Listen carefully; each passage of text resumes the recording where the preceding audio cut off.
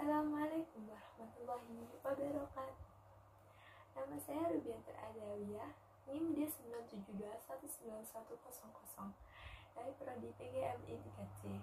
Di sini saya akan memenuhi tugas mata kuliah UTS untuk media pembelajaran yang diampu oleh Ibu Juhaini MPDI.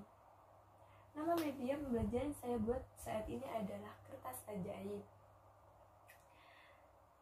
Alat dan bahan yang saya siapkan adalah satu kertas karton, kartu, huruf abjad A sampai Z, huruf bilangan 1 sampai 10, kertas hiasan, spidol berwarna, dan lem.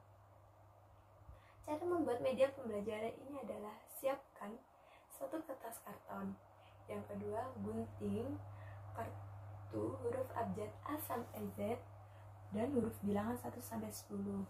Lalu kita kelompokkan huruf vokal yaitu A, I, U, E, O, huruf konsonan B, C, D, F, G, H, J, K, L, M, N, P, Q, R, S, T, V, W, X, Y, Z.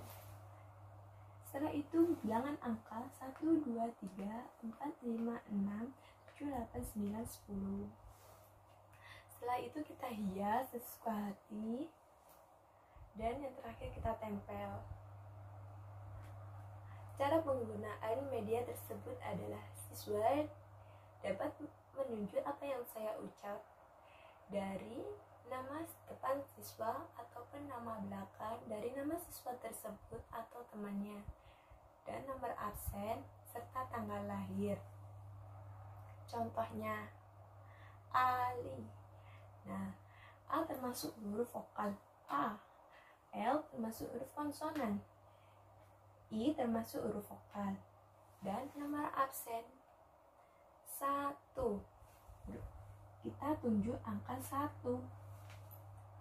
Nah, begitu cara bermainnya. Sekian yang dapat saya jelaskan. Terima kasih. Wassalamualaikum warahmatullahi wabarakatuh.